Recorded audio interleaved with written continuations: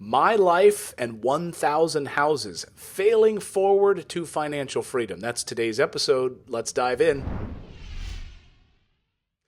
Hey, Freedom Fighters, welcome into the Investing in Real Estate podcast. I am Clayton Morris, and today I'm super excited to have a legend in the real estate business here on the show, the author of multiple books on financial freedom, as well as finding discounted properties and owner financing, and talking about his journey to the life of 1,000 houses. He hails from San Antonio, Texas. He hosts a great podcast. My guest today is Mitch Stephen. Mitch, great to have you here on the show.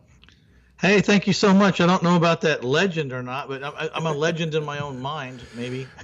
Well, you know what I love about, let's talk about that legend thing for a moment, because, you see all these like Wall Street guys. We know their names, right? But in the world of real estate investing, there's a lot of millionaires. There's like the millionaires next door that we don't know their names, right? They're the sort of the quiet ninjas. So there might be a lot of people that have no idea who Mitch Stephen is. In the real estate world, people do, but a lot of people might not. You might be driving down the street. People might not have any idea that you're financially free, right?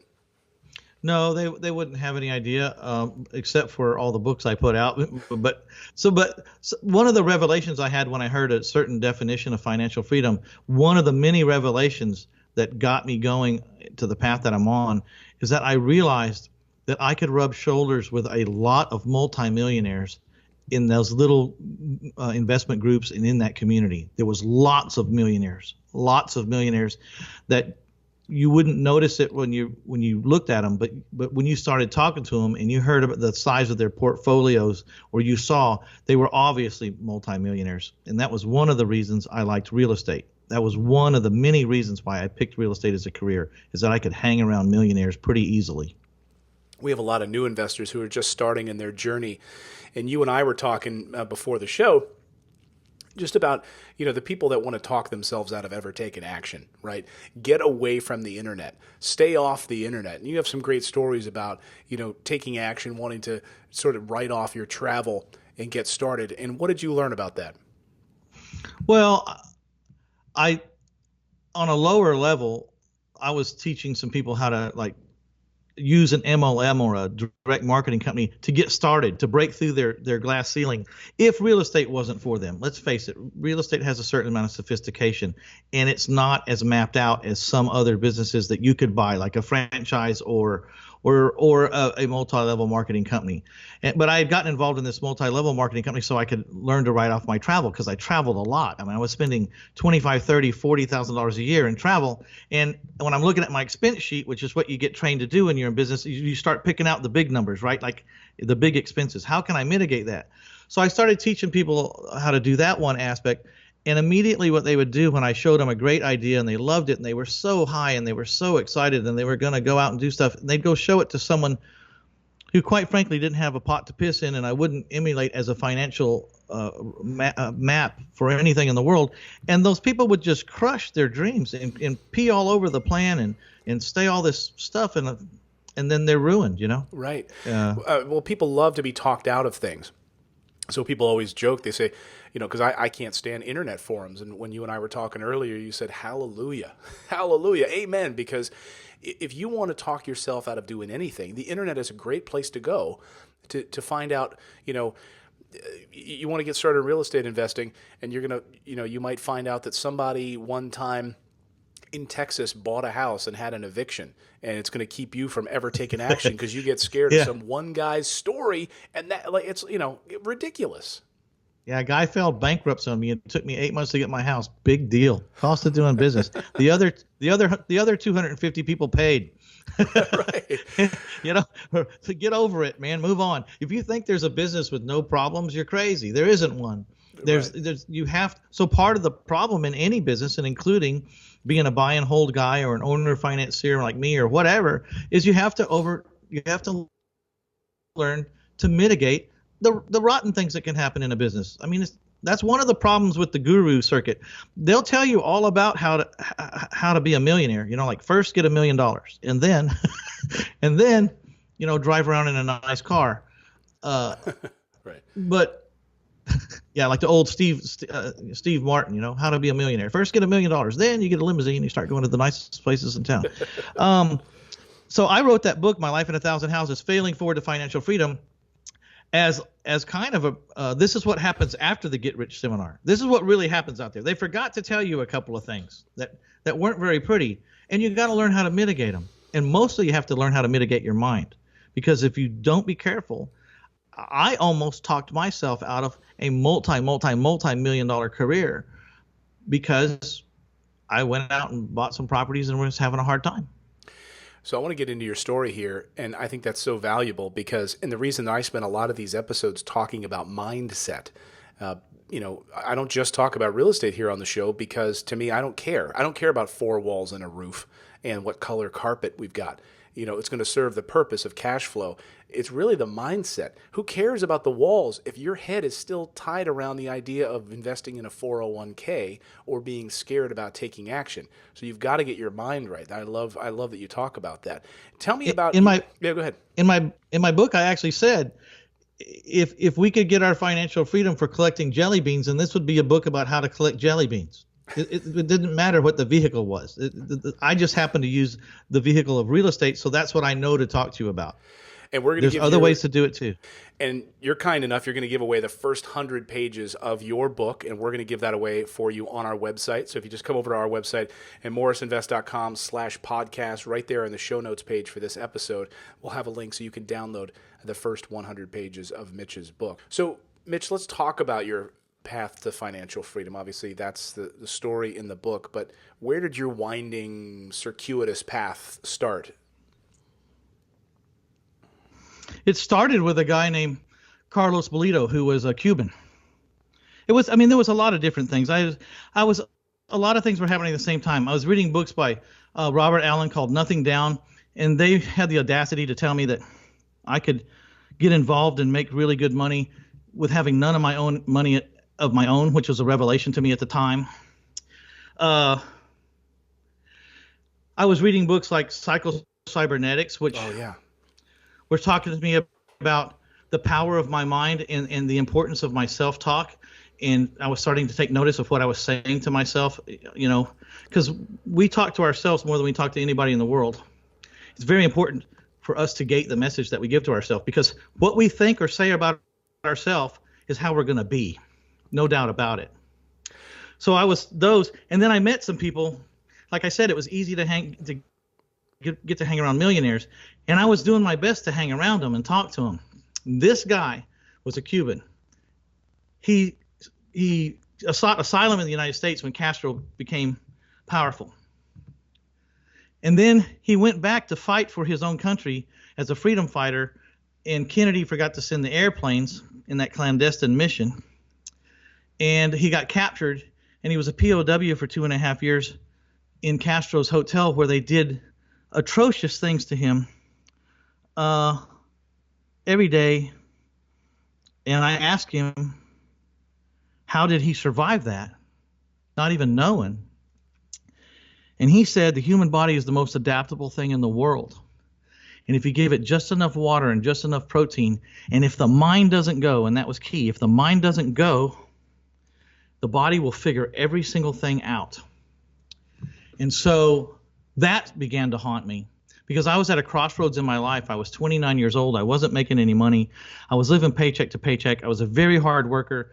I worked many, many jobs. I worked double jobs.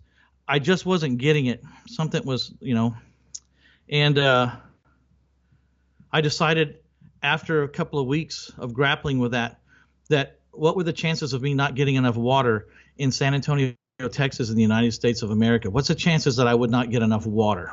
I decided that chance was nil. And then I decided, what were the chances that I wouldn't get enough protein or enough food in the United States of Texas, living how I am in the support system that I had? What was the chances? And I said, it's not a chance. In hell, I won't get enough food. Not in this country, not where I live, not with the people I know, and not how I've been in my life. I've been a good person. And so the key was I had to let I couldn't let my mind go, because what I was fixing to do, the mind was going to be the key. And I was going to quit every job and take having a job off the table for the rest of my life, because I knew my body would figure it out. I believed what the Cuban said. My body would figure it out. It won't let me starve, and I'll become my own man. And it's kind of like those, in the Indians or the Native American stories where the kid wants to be a man and they send him off into the woods for a year or two. And if he lives for 2 years, then he gets to come back to the tribe, and he's a man. Well, I self-imposed my time into the woods where I didn't have anything. Now, I got to be fair to people out there. I was 28 years old. I wasn't married and I didn't have kids. Okay, so it was just me. And if I wanted to sleep on a cot on a concrete floor and eat rice and beans, I could do it. I knew I could do it. I knew I could do what it took to become financially free. But I made up my mind from that day forward, when I took having a job off the table, that I would never go backwards again. That I would always be worth at least $1 more than I was yesterday. And that was my goal, that I would never be worth less than I was the day before. We talk a lot about financial freedom here on the show and reaching your freedom number. When you were analyzing, and I love that you talk about Psycho-Cybernetics, a book that was really one of the first books I read back in college at the University of Pittsburgh a number of years ago on mindset. It was the first entrance that I read and understood that mindset, the way in which we understand the way that we're talking to ourselves, can really be the differentiator from being successful or unsuccessful. It's not the money that you have in your bank account. It's the way in which you talk to yourself. It's that self-talk. It's that negative self-talk. It's that story about yourself that you fall in love with, that I'm a victim or that I've got, that I can't do it. So getting that right first. All those self-help books, I was reading those self-help books, and I read them for a long time. They are natural laws. They're natural laws. You can call it whatever you want to, but they're natural laws. And I started to recognize for natural laws. You get what you give.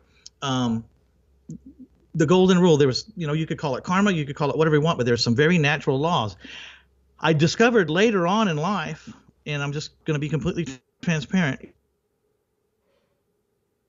that all those natural laws were written about 2,000 years ago in a book called the Bible, and all that psycho-cybernetics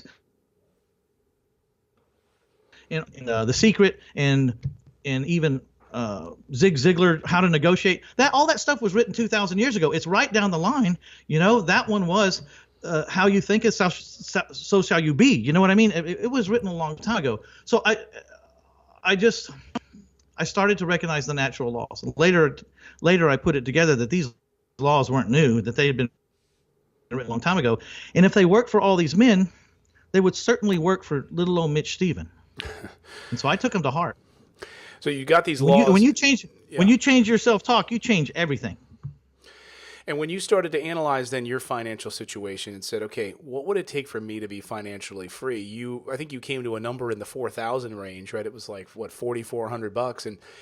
And then you did something interesting, which we haven't talked a lot about here on the show, but then you started to scuttle some things. You started to whittle down on the expenses because you noticed, hey, I'm paying for all this extra crap that I don't need, but you didn't alter your lifestyle. Well, I didn't have much of a lifestyle at the time, really, either, so it wasn't a lot to alter. But I read a definition, or I heard a definition somewhere on a tape or a book or something that really, again, was one of those milestones in your life. Just like Robert Allen's Nothing Down was a revelation, and Psycho-Cybernetics was a revelation, in Carlos Bolito's story was a revelation to me. So was this definition. Said financial freedom happens when your wants and your needs are exceeded by your passive income. I later changed that for myself. When your wants and your needs are exceeded by your cash flow, because I don't really believe in passivity all that much. They'll try to talk to you about passivity, but if you don't watch and take care of your businesses and you're completely passive, bad things will happen. So I changed the financial freedom happens when your wants and your needs are exceeded by your cash flow. So the first thing it said was mathematical. That was the first revelation, that I could mathematically figure out where my freedom point was, and it's in the numbers. Second thing it said was that financial freedom, I always thought, was words that were used by millionaires, multimillionaires, were really successful people. And if financial freedom was where my wants and the intersection of my wants and my needs then this financial freedom number that I had, I was going to be able to be financially free, but I wasn't going to be wealthy in the slightest. So financial freedom has nothing to do with how much money you make. It's a combination of how much you can drag in and how much you spend. Then it also said that I controlled the bar. And so I looked around and I saw some things in my expenses that I would rather give up for my freedom than keep. So I started to give some stuff up, and I went from $4,500 to $3,500. And then last but not least, I figured that if financial freedom was in the cards for Mitch Stephen, it would happen after I got financially free, even on the most modest level. Because once I was financially free, I would not be giving up 2,600 hours a year to someone else to make them wealthy. And I could figure out who I was and how I was going to get into the dream stage of my goals.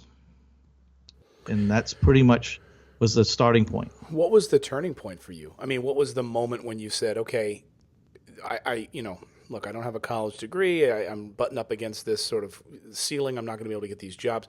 What was that turning point moment? What did that look like for you? It's very embarrassing, but I'll tell you in the name of being transparent, because you've been very transparent when I've talked to you on my show. I got left by the love of my life because I was, quite frankly, broke. And I got left for a gentleman rancher who could take her to Vegas, and they could go all places around the world. And I was there by myself at the point, just empty house, and said to myself, you know what, this is never going to happen to me again, and I don't care how long it takes or what I got to go through. And that's when I had the conversation with myself about not having a job. And that's where I call it, my had enough meter was pegged.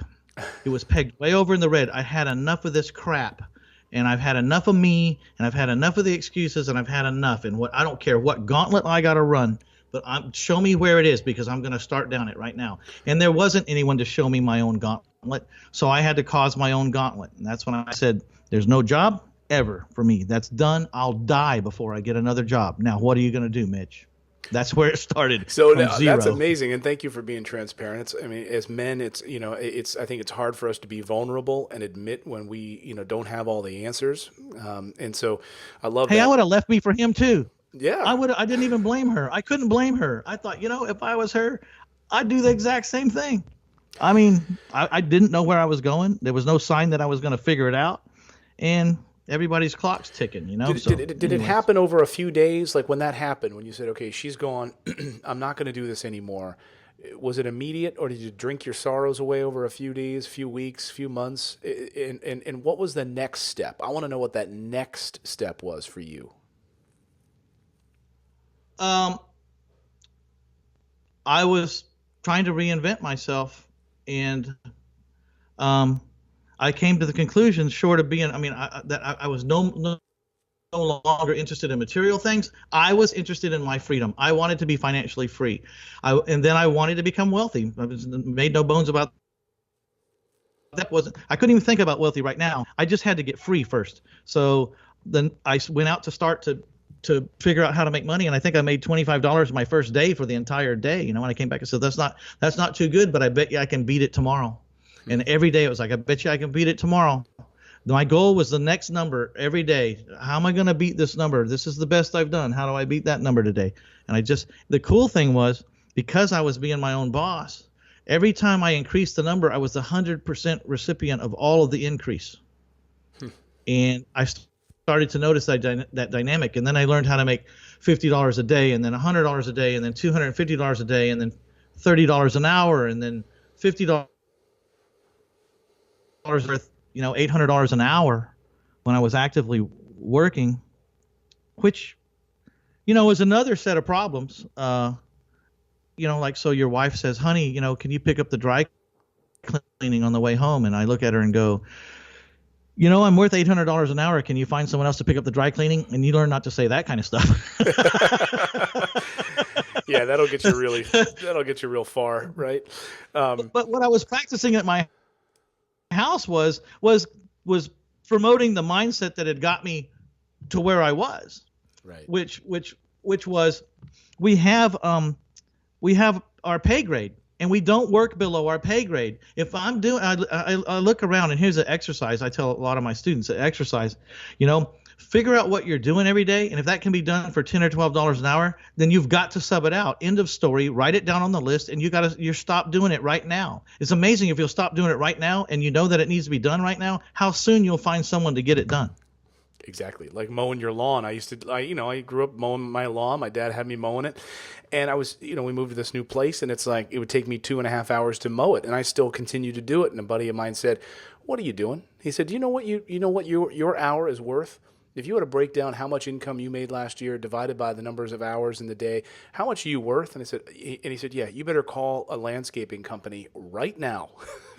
Unless you really like doing that. Right. If that's therapeutic for you somehow, I get it. Like I have a riding lawnmower at my ranch, and it takes 3 hours to mow the ranch, but it's therapeutic, man. I get on it, and actually I'm working while I'm on it. I'm thinking about where I'm going, where the business is going. I can think about anything I want to, but I 100% understand. You can't mow my lawn. I'm doing it for some other reason, because it's not economically right for me to be on the lawnmower. Yeah. What was the leap? And we'll wrap it up here in a second, but what was the leap for you when you said, okay, because you're going out there hustling, making $25 a day? What was the leap for you to say, wait a second, I want money to start working for me instead of me having to go out there every day working for money into real estate? It happened when I bought my first rent houses. I kind of saw it, but also I saw that you had to have systems, because you couldn't do everything. Like it took me a long time to learn how to get the city sub out, or to sub out a lot of the work, because today I buy 100 houses a year, and I haven't seen the last 300 houses I bought physically. I haven't been inside of them, and I haven't seen the buyers of the last 300 people that bought my houses. That took me a mastermind group that I paid an extraordinary amount of money to. In my book, I think it's extraordinary big amount. It was $30,000 for the year, and I went there to be with people that I knew were already doing what I wished I could do. And so the biggest thing was social proof. I sat in the room, and people that were doing it, so I couldn't deny that it couldn't be done anymore. I couldn't deny that this was one of those businesses that can't be automated. I couldn't do that anymore, because I sat there in a room and watched people that were doing it. And then I just had to implement what they were doing, which took about a year. That's the hardest part about going forward, is most of the time to go forward, you have to go backwards a little bit. Like I was used to doing 75 to 100 houses a year. When I decided to automate my business, that year I only did 30 houses. I took a huge pay cut to sit there, because I was at my office trying to figure out, these are the 5 chairs that I got to get people to sit in, and I got to define what they're going to do, and then I got to go find the person to put them in that chair, and it took me a year. But then I went back to making 100. Well, actually, I was doing like 60 houses when I did that, and I dropped down to 30. And I thought, well, I'll just take a cut and pay, because I'm going to have to pay these people. So I make, say you make $1 million. I'm just pulling a number out of the air. I was willing to give up 300, 400,000 of that so I could be free and just make 600 of it. Right. But that's not what happened. Well, as soon as I got the people in the chairs, I started buying 100 houses, and I started making 1.5 million. So I made more. I made counterintuitive to what I thought.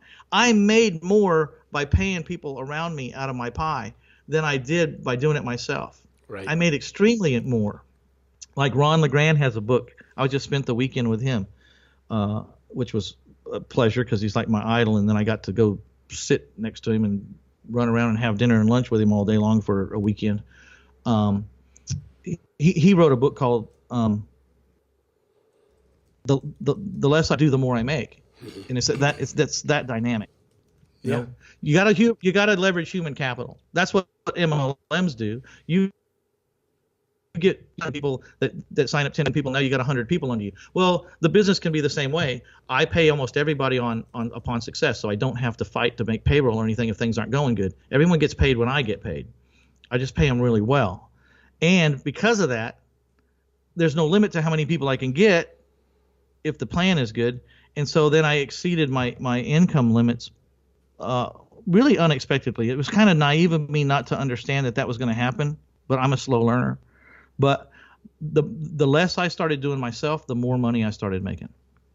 That is that is the natural law. It comes full circle, and that's exactly the way case for me. Once I stopped doing all the work, I hired the right people and let go of the reins. That's when I started to really see financial freedom in a way that I wouldn't have otherwise. Well, we are out of time, Mitch, and I can't wait to meet you. I know I'm going to come meet you soon, and we're going to sit down and we're going to have dinner together.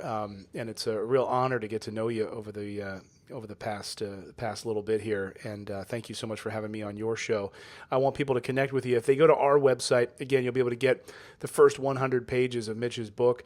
And I want you to come to our website. It's morrisinvest.com/episode 269 with Mitch Stephen. The link will be right there, so you can download all of Mitch's information and connect with Mitch as well.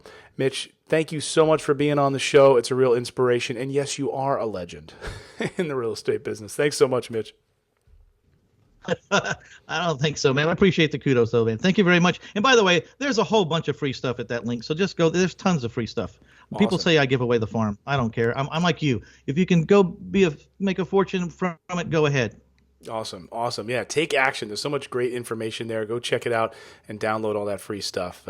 My thanks to Mitch, and my thanks to all of you for downloading and subscribing to the show. Thank you for pushing us up, where Inc. Magazine named us one of the top business podcasts in the world. So thank you for that nice accolade from Inc. Magazine. And we'll be back here next week with another episode of Investing in Real Estate. Until then, please go out there, take action. Get off of the keyboard behind the internet and go out there and become a real estate investor. It's the number one way to build true wealth in this country. We'll see you next time, everyone.